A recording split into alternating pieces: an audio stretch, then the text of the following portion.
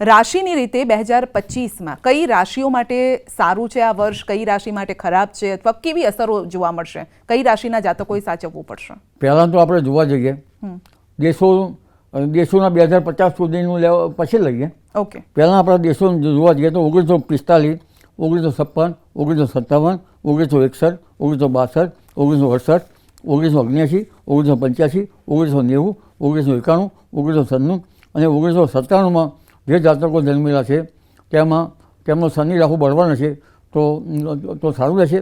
બાકી આ વર્ષમાં જન્મેલા જાતકોએ ખાસ સાચવવું રહ્યું. કઈ રીતે સાચવવું પડશે? એટલે આરોગ્યની રીતે સાચવવું પડશે અથવા તો કોઈ એવી બીમારી આવી શકે છે, આર્થિક રીતે સાચવવું પડશે? આરોગ્ય, બીમારી, કયા સ્થાનમાં ગ્રહ છે એ જોવાનું રહ્યું. 8મા સ્થાનમાં ગ્રહ છે જશે લગ્નથી તો બીમારીથી સાચવવું પડશે. 7મા સ્થાન છે તો પતિ પત્નીનો ખર્ચા અથવા ભાગીદારીથી સાચવવું પડશે. એટલે અલગ અલગ ભિન્ન ભિન્ન ભાગોમાં આ યોગ કેવા બને છે એ અંગે સાચવવું પડશે. પરંતુ રાશિવાઇઝ આપણે જોવા જઈએ તો લગભગ 30મી મેથી 2025થી શનિ મીનમાં આવશે. અત્યારે કેટલાક પનોતી ચાલી રહેશે, કેટલાક પનોતી ઉતરી જશે. પનોતીમાં ખાસ ગ્રહો સારા હોય તો માલ કરી નાખે છે અને નહીં હોય તો એ ગ્રહ બહુ હેરાન કરતા હોય છે. મેષ રાશિમાં શનિ 12મી આવશે. શનિની મોકળ શરૂ થશે પનોતીની 7.5ની. પણ ગુરુ જે છે એનો વૃષભમાં અને લગભગ 3જા ભાવમાં સહજ પરાક્રમમાં 10મું સ્થાન નથી એ કંઈક બચાવ છે. બાકી મેષ રાશિને પનોતીની મોકાણથી ઈષ્ટદેવની કૃપા અથવા આધ્યાત્મિક દ્રષ્ટિએ વધારે જવું પડશે. અમે આસુર સંપત્તિ નેગેટિવ શક્તિનો ઉદય તો થઈ ગયો છે એટલે આધ્યાત્મિક શક્તિ જ આપણને બચાવશે એવું મારું માનવું છે. પછી ઈશ્વર હોય કે ઈસુ ખ્રિસ્ત હોય કે પછી લગભગ પેગમ્બર સાહેબ હોય. જી. અને વૃષભ રાશિમાં આ લગભગ લાભદાયી કાર્યરચના થશે. મિથુન રાશિમાં પુરુષાર્થને વેગ મળશે. મિથુન રાશિ મળશે. કર્ક રાશિને લગભગ ભાગ્ય સ્થાનમાં ધંધાકીય દ્રષ્ટિએ જેમ કે લોખંડ છે, પાણી છે એવા વ્યવસાય સાથે સારું રહેશે. અને સિંહ રાશિને 2.5 વર્ષની મોકાણ બેસ્ટ છે. સિંહ રાશિએ સાચવવું પડશે. કન્યા રાશિએ 7મા સ્થાનમાં શનિનું ભ્રમણ થતાં ભાગીદારી ધંધામાંથી સાચવવું પડશે. પતિ પત્નીએ સાચવવું પડશે. અને તુલા રાશિ જે છે એમાં શત્રુ વિજય યોગમાં શનિ આવશે. પરંતુ જે ગ્રહો જે આવે પંચગ્રહીઓ એ આરોગ્ય સ્થાનમાં છે એટલે આરોગ્ય સાચવવું પડશે. વૃશ્ચિક રાશિ છે એના માટે લગભગ પનોતીની મોકાણ પૂરી થશે અને એ કંઈ મુક્ત થશે.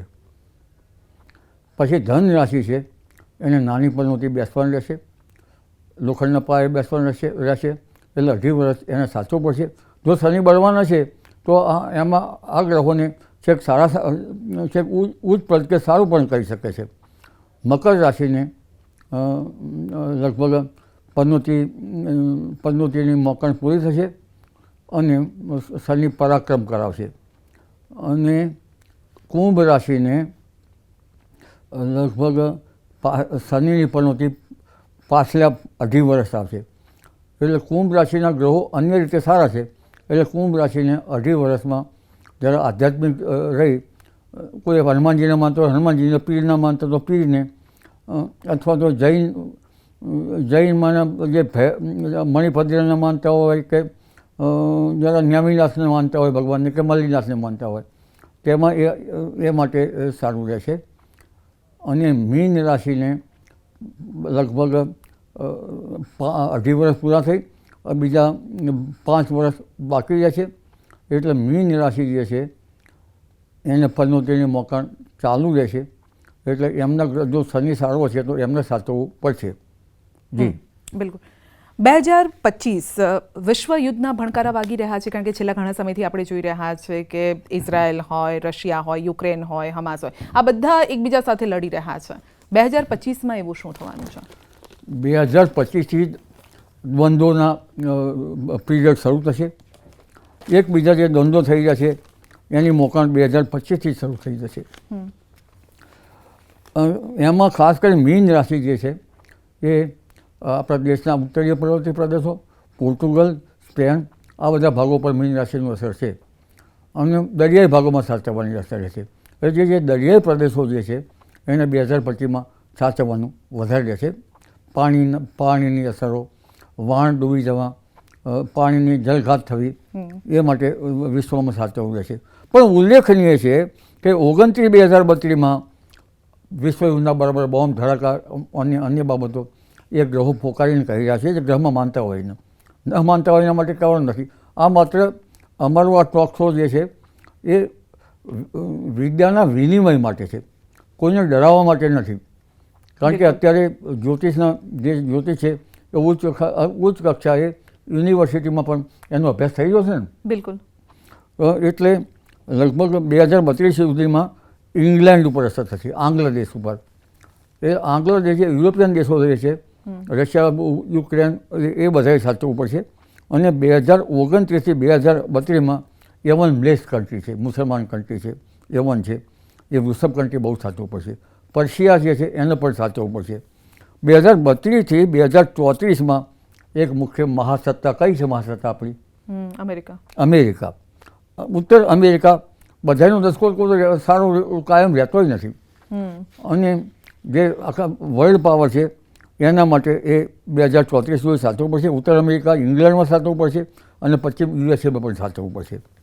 2034થી 2037માં કર્ક રાશિમાં લગભગ કર્ક રાશિ કેટલાક ચીનનું માને છે, પણ હોલેન્ડ, ન્યૂઝીલેન્ડ, આફ્રિકા કન્ટ્રીને પણ સાચવવું પડશે. પછી 2038-2041માં કન્યા રાશિમાં શનિ આવશે. બધું શનિનું મોકાણ છે. એમાં તુર્કસ્તાન અને સ્વિટ્ઝરલેન્ડને સાચવવું પડશે. અને 2041થી 2043માં તુલામાં ચીન રાશિને, ચીન વગેરે ભાગોને સાચવવું પડશે. કારણ કે ચીન જે છે એ કંઈક ગર્ભિત છે. અને 2043-2045માં વૃશ્ચિક રાશિમાં આપણે ત્યાં મુંબઈના ભાગો આવી શકે. આમ જોવા તો અલ્જીરિયાના કેટલા ભાગો આવે, મોરોક્કોના ભાગને નોર્વે એ આ ગ્રહો સાચવવું પડશે. 2046થી 2048માં હંગેરી છે, અરબિયા છે, ધનુ રાશિને સાચવવું પડશે. અને આપણે પૂર્વ ભારતને સાચવવું પડશે. ચીનની બોર્ડરો જે છે એને પણ સાચવવું પડશે. અને 2049-2050માં મકર રાશિ ભારતની છે, ભારતને સાચવવું પડશે. પુનઃ સાયકલ જે 2011થી જે આવી રહ્યું છે, અલગ અલગ તાણાવાણા રોગ લઈને આ વખતે આપણે જોયું, એટલે એ પછીનું એક સર્કલ શરૂ થશે. એટલે 2050 સુધીમાં દેશ દુનિયાની સ્થિતિ સારી નથી, કેટલીક વિકટ છે. અને આ વિકટ પરિસ્થિતિમાં વિશ્વયુદ્ધના મંડાણ થવાની પણ શક્યતા છે, બોમ્બ ધડાકાઓ થશે. એટલે આ સાચવવું પડશે. બીજા વિશ્વયુદ્ધ જેવું તો થાય કે ન થાય, પરંતુ આપણે જે લડાઈ વર્તમાન 1962માં કંઈક થઈ હતી ને, એ પછી આ બાંગ્લાદેશ જુદું પડ્યું, આવા નાના મોટા યુદ્ધો થશે. પરંતુ આ યુદ્ધની ઘેલસા તરફ જે વિશ્વ જઈ રહ્યું છે, ત્યારે આપણા સાધુ સંતોએ, જૈનાચાર્યોએ, પાદરીઓએ અને લગભગ મુસ્લિમ નેતાઓ જે છે, મુસ્લિમ ધર્મગુરુઓએ, યહૂદી ધર્મગુરુઓએ બધાએ ભેગા મળીને એક વિશ્વ બંધુત્વનો ઉદ્દેશ આપણને આપે અને વિશ્વ બંધુ ભાવનાઓ સાથે આપણે આગળ જઈએ તો એ ભાવના સારું રહેશે. એટલે વિશ્વ બંધુત્વનો બોધ નેપચ્યુન પણ કરી રહ્યો છે. બરાબર. નેપચ્યુન ગ્રહ જ્યારે બીજા ગ્રહો જ્યારે સુયોગ આવશે ત્યારે વિશ્વ બંધુત્વમાં જશે. પણ નીતિના મૂલ્યો પ્રજાને સમજાશે, આ વિશ્વ બંધુ સમજાશે અને સત્ય શું છે એ સમજાશે. જે કાલસર્પની અસરો જે છે એ જે લગભગ એપ્રિલ, મે, જૂન પછી એની મુખમાં ગ્રહો નથી આવતા, એ આધ્યાત્મિક વિઝન બતાવી રહ્યા છે. વૈશ્વિક અસ્થિરતા વચ્ચે ભારત ક્યાં હશે? ભારતની ભૂમિકા કયા પ્રકારની હશે? વૈશ્વિક અસ્થિરતામાં ભારત તો બાકાત રહી ના શકે ને. કારણ કે ભારત તો મુસ્લિમ રાષ્ટ્રોથી ઘેરાયેલો છે. લડાખમાંથી પેલી ચીનના સીમાંત સુધી ઘેરાયેલો છે. આ બાજુમાં બાંગ્લાદેશથી ઘેરાયેલો છે. એટલે આપણે શ્રીલંકાથી જરા સંબંધો સારા છે. એ ચારે બાજુથી આ દ્વીપકલ્પ ઘેરાયેલો છે. એ ભારતે વિશેષ આમાં ધ્યાન રાખવું પડશે. અને ભારતે વિશ્વ બંધુત્વ માટેના પ્રયાસો કરવા રહ્યા. કારણ કે ભારતમાં જે હિમાલય છે, સત્વગુણ છે, એ સત્વગુણ પ્રધાન જે લોકો જે છે એને સત્વગુણ વધારવો પડશે, શાંતિનો માર્ગ સાચવો પડશે. ભારત આ દિશામાં કંઈક કરી શકે. 2012થી કાકા આપણે એવું સાંભળતા આવ્યા છે કે પૃથ્વીનો અંત આવી રહ્યો છે, પૃથ્વી છે વિનાશ તરફ જઈ રહી છે. તો ક્યારે એ અંત ક્યારે છે? કારણ કે લોકો ડરમાં પણ છે. દરેક નવું વર્ષ બદલાઈને પછી એવું સાંભળીએ છીએ કે આ વર્ષ નથી સારું, અંત આવશે. ક્યારે આવશે? પૃથ્વીના અંતની વાતો વારે વારે થયા જ કરે છે. હા, વસુંધરાની ગણતરી પ્રમાણે 2 અબજ જેવા વર્ષો થયા. ધાર્મિક દ્રષ્ટિએ 2 અબજ જેવા વર્ષો થયા.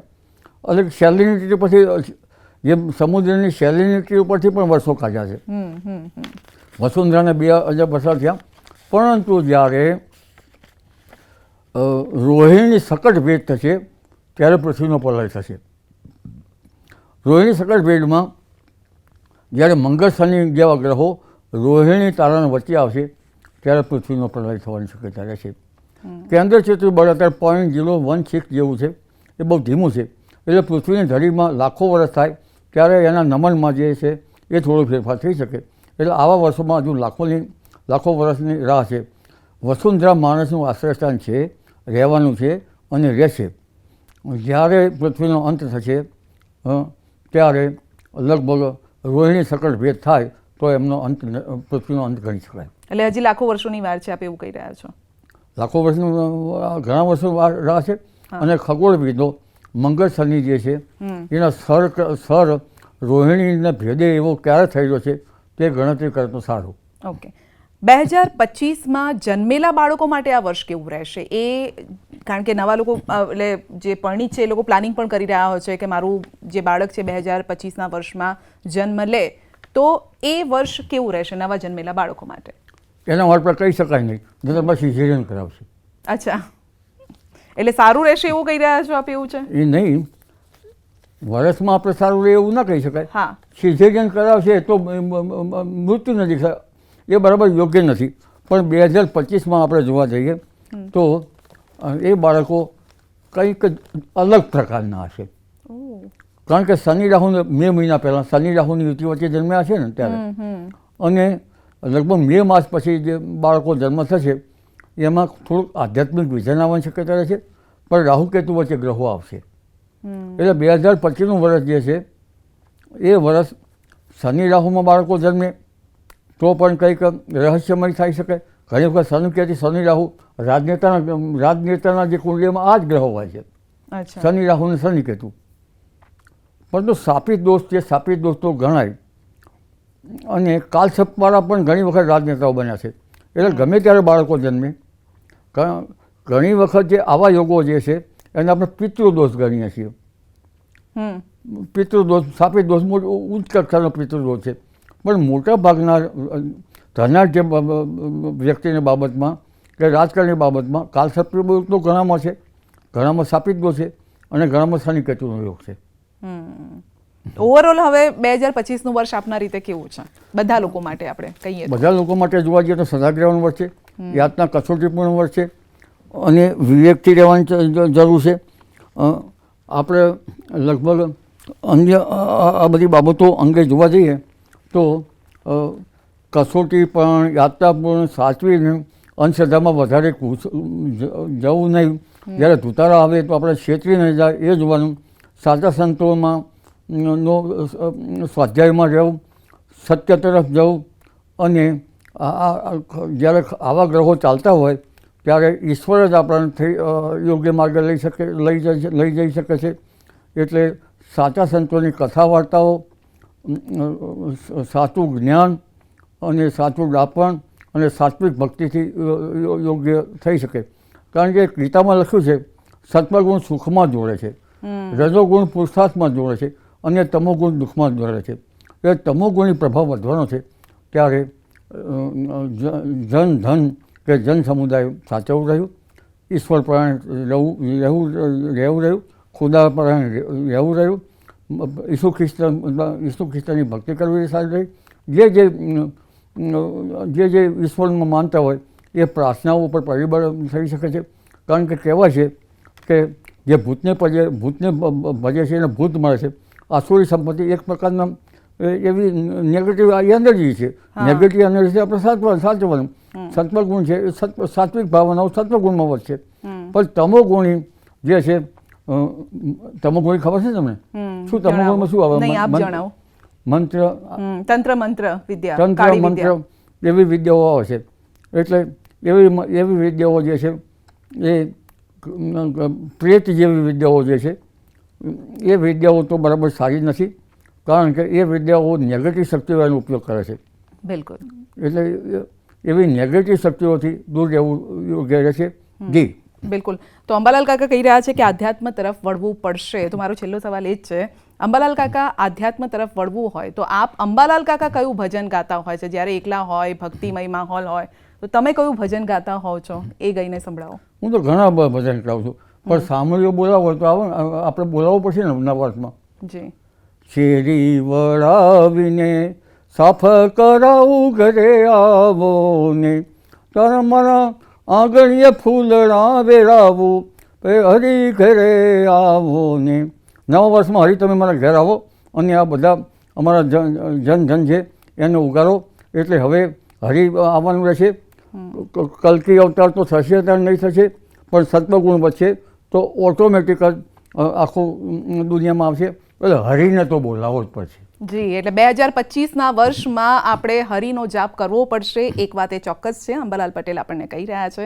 ખૂબ ખૂબ આભાર અમારી સાથે જોડાવા બદલ અને 2025 વર્ષ જ્યોતિષની રીતે કેવું રહેશે તે કહેવા બદલ. તો આપણે ઘણી બધી વાતો સાંભળી છે અંબાલાલના મુખે, પરંતુ એક મેસેજ અહીંયાથી જરૂર મળી રહ્યો છે કે જો હજુ પણ આપણે કામમાં વ્યસ્ત છીએ અથવા તો બીજી બાબતોમાં વ્યસ્ત છીએ તો ફરી એક વખત ભગવાનનું નામ જપવાનો, ધ્યાન ધરવાનો આ સમય છે 2025નો.